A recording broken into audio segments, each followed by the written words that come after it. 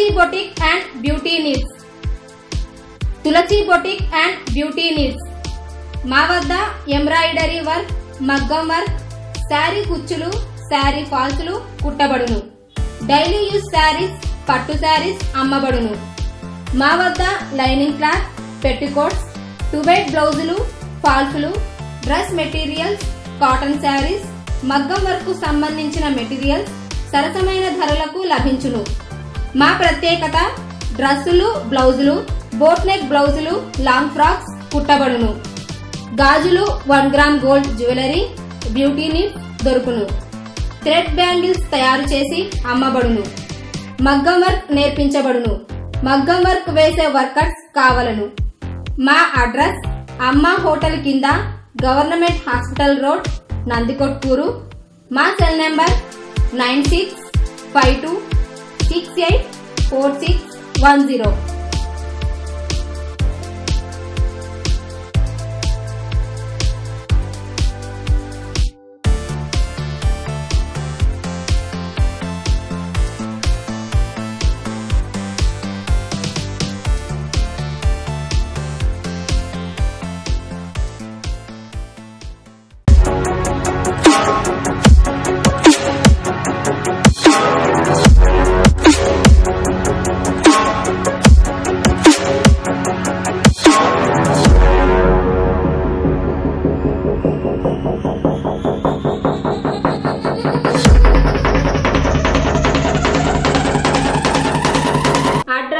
TVS showroom వెనుక, Nandikotkur. Phone 08513280968.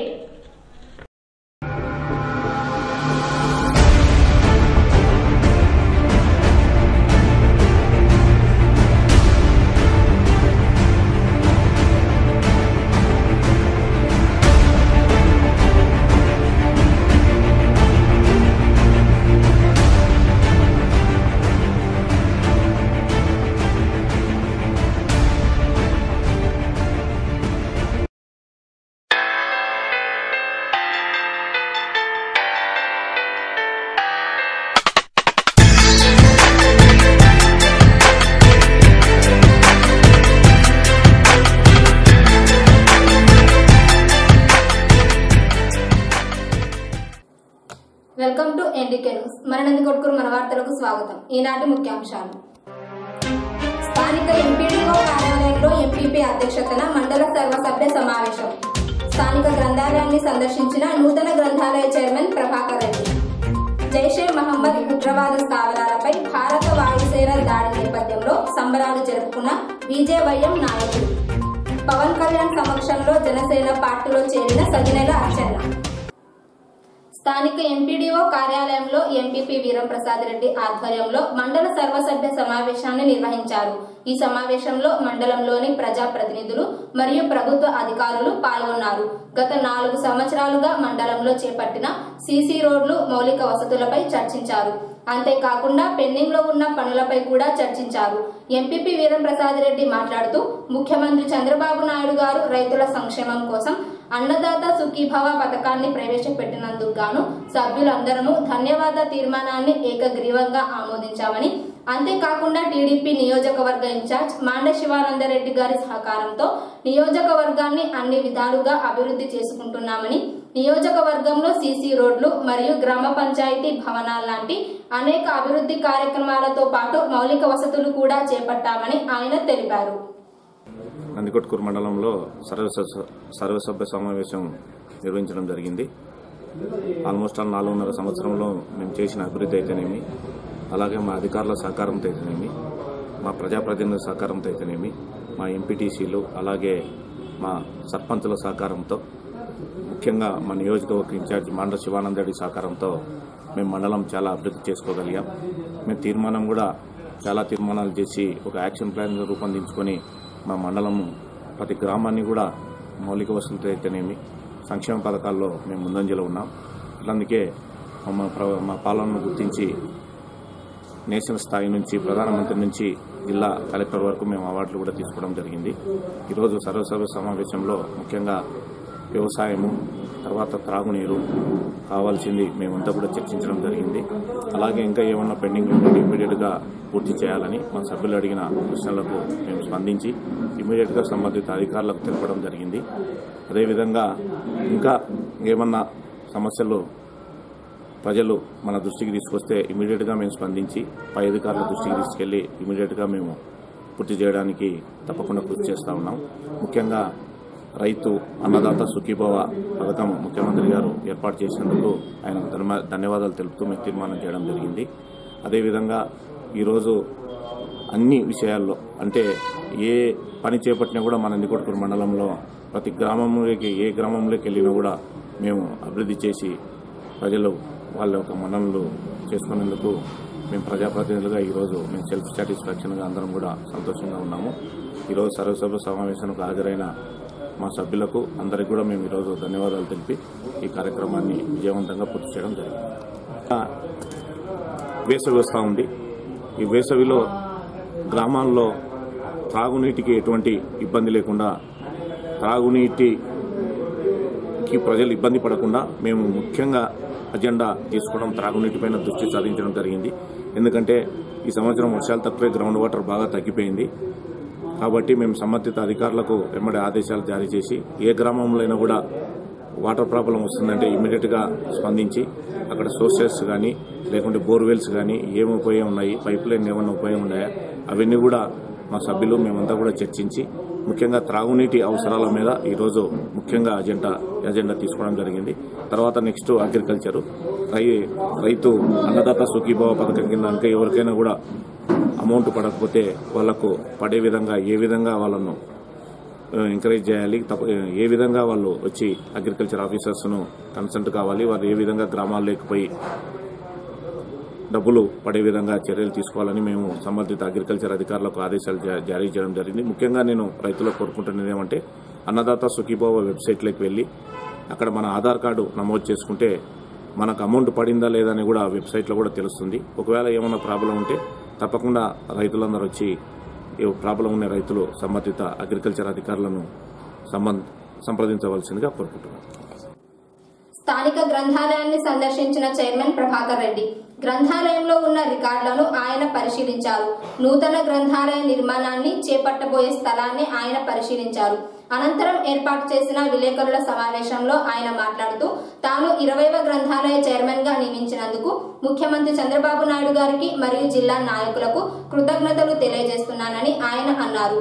పట్టణ గ్రంథాలయం 1959వ సంవత్సరంలో ప్రారంభించారని, ఇందులో 18,000కు పైగా పుస్తకాలు మరియు 2,000కు పైగా పాఠకులు ఉన్నారని, తాను చైర్మన్ గా పదవి బాధ్యతలు చేపట్టిన తరువాత మొట్టమొదటిగా నందికొట్కూరు పట్టణానికి వచ్చానని, గ్రంథాలయాల అభివృద్ధికి తన వంతు కృషి చేస్తానని, జిల్లా మొత్తంలో 3,24,00,000 రూపాయలతో నూతన భవనాలు రూపుదిద్దుకుంటున్నాయని ఆయన తెలిపారు.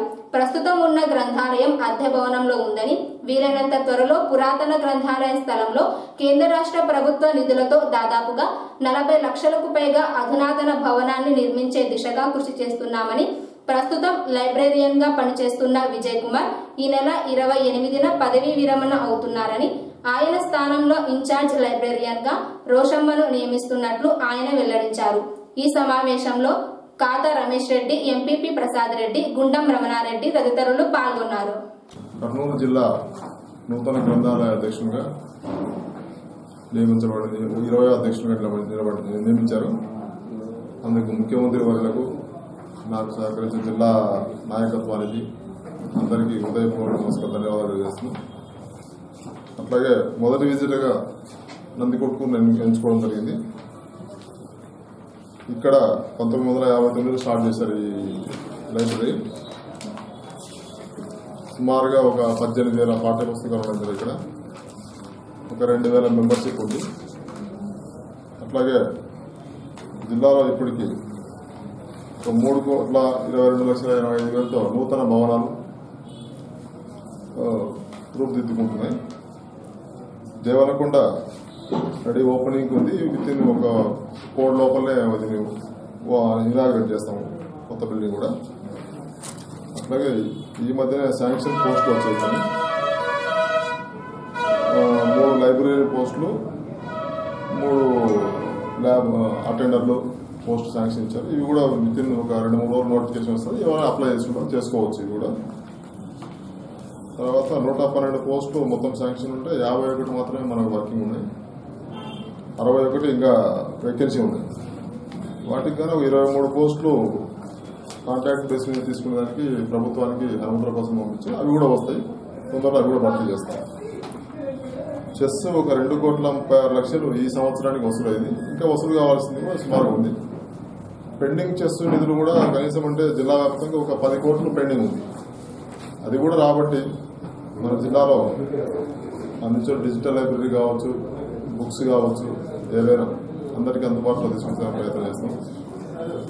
అట్లాగే నందికొట్కూరులో బిల్డింగ్ ఖాళీ సైట్ ఉంది, కానీ మనకు సొంత స్థలం ఉంది ప్రాపర్టీ మన లైబ్రరీది. ఒక మూలన కొద్దిగా డిస్ప్యూట్ ఉండడం వల్ల ఇంతవరకు కట్టలేకపోయాము. అది లీగల్ ఒపీనియన్ తీసుకున్నాము. అది కూడా మిగతా స్థలం కట్టుకోవచ్చు అని చెప్పారు. దానికోసం కేంద్ర ప్రభుత్వం నుంచి 25 లక్షల నిధులు వచ్చే అవకాశం ఉంది. అట్లే మన నిధులు కూడా మన డిస్ట్రిక్ట్ లైబ్రరీ నుంచి కూడా ఒక 15 లక్షలుగా నుంచి ఒక 45 లక్షల నుంచి 50 లక్షల వరకు మంచిగా అధునాతనంగా తీర్చిదిద్దడానికి ప్రయత్నం చేస్తాము. తర్వాత ఇందాక పాఠకులు కొంతమంది చెప్పారు, ఈ బిల్డింగ్ కూడా ఇరుకుగా ఉంది, దీన్ని కూడా కొంచెం మార్చి మంచి బిల్డింగ్ లో ముందు అంతవరకు పెట్టామని చెప్పి అది కూడా నేను చెప్పాను మా వాళ్ళకు, మా సెక్రటరీ గారు కాదు. ఇంకో రెంట్ బిల్డింగ్ ఏదైనా మంచి దొరికితే అక్కడికి మారుస్తాం. అది తయారైన వరకు కూడా. అట్లే మా లైబ్రరీ మ్యాన్ కూడా ఈ నెల 28న రిటైర్డ్ అవుతున్నాడు. విజయ్ కుమార్ రిటైర్డ్ అవుతారు. ఆయన ప్లేస్ లో ఆయన పోయిన తర్వాత మళ్ళీ మేడం నియమిస్తున్నాం. పాఠకులకు ఇబ్బంది కలిగించకుండా చూస్తాం. జనసేన పార్టీలో చేరిన జనసాధన సమితి కన్వీనర్ సగినెల అచ్చెన్న కర్నూలులో పార్టీ వ్యవస్థాపకుడు పవన్ కళ్యాణ్ సమక్షంలో సగినెల అచ్చెన్న పార్టీలో చేరారు. దేశానికి అన్నం పెట్టే రైతన్న సమస్యలు పరిష్కరించాలనే ఉద్దేశంతో ఇంతవరకు ఏ రాజకీయ పార్టీ చేయనటువంటి కౌలు రైతుల కోసం ప్రత్యేక శాఖను కేటాయిస్తానని పవన్ కళ్యాణ్ గారు ప్రకటించడం హర్షించదగ్గ విషయమని, అంతేకాకుండా దళితులను శాస్త్రవేత్తలుగా తయారు చేసి వారు రైతుల సంక్షేమం కోసం కృషి చేసేలా చర్యలు తీసుకుంటానని ప్రకటించడంతో జనసేన పార్టీ విధానాలకు ఆకర్షితుడినై పార్టీలో చేరారని, నందికొట్కూరు మరియు రాష్ట్రంలో జనసేన పార్టీ అధికారంలోకి రావాల్సిన అవసరం ఎంతైనా ఉందని, ప్రతి జనసేన కార్యకర్త సైనికునిలాగా పనిచేయాలని ఆయన పిలుపునిచ్చారు. పుల్వామా దాడి ఘటనలో వీరమరణం పొందిన 40 మంది జవానుల మరణం వృధా కాలేదని బీజేవైఎం నాయకులు శివారెడ్డి, వెంకటేష్లు అన్నారు. ఈ రోజు ఉదయం 3:30 ప్రాంతంలో పాక్ ఉగ్రవాద స్థావరాలపై భారత వాయుసేన మెరుపు దాడి చేసి దాదాపుగా 200 నుండి 300 మందికి పైగా ముష్కరులను మట్టుబెట్టిన సందర్భంగా స్థానిక పటేల్ సెంటర్ కూడలిలో బీజేవైఎం ఆధ్వర్యంలో బాణాసంచా పేల్చి మిఠాయిలు పంచుకొని సంబరాలు జరుపుకున్నారు. అనంతరం వారు మాట్లాడుతూ పుల్వామా దాడిలో భారత జవాన్లు 40 మందికి పైగా మరణించారని, ఆ దాడికి ప్రతీకారంగానే ఈ రోజు ఉదయం 3:30 ప్రాంతంలో భారత వాయుసేన ఆధ్వర్యంలో పాకిస్తాన్ ఉగ్రవాది జైషే మహమ్మద్ ఉగ్రవాద స్థావరాలపై దాడి చేసి 200 మందికి పైగా ఉగ్రవాదులను మట్టుబెట్టిన సందర్భంగా భారతీయులంతా గర్వపడాల్సిన విషయమని, భారత్ పై పాకిస్తాన్ దాడులకు తెగబడితే ఎదుర్కోవడానికి ఇండియన్ ఆర్మీ సిద్ధంగా ఉందని వారు తెలిపారు. ఈ కార్యక్రమంలో శివప్రసాద్ రెడ్డి, ప్రవీణ్ కుమార్ తదితరులు పాల్గొన్నారు.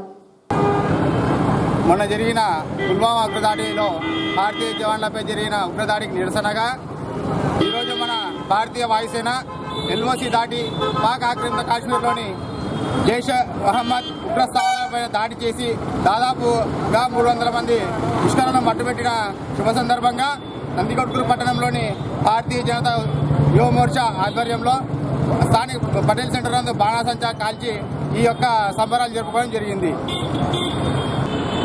దీంతో వెళ్ళి మన భారత ఆర్మీ జవాన్ల యొక్క మృతికి కారణమైన జైషే మహమ్మద్ ఉగ్ర స్థావరాలపై ఈరోజు దాడి చేయడం జరిగింది.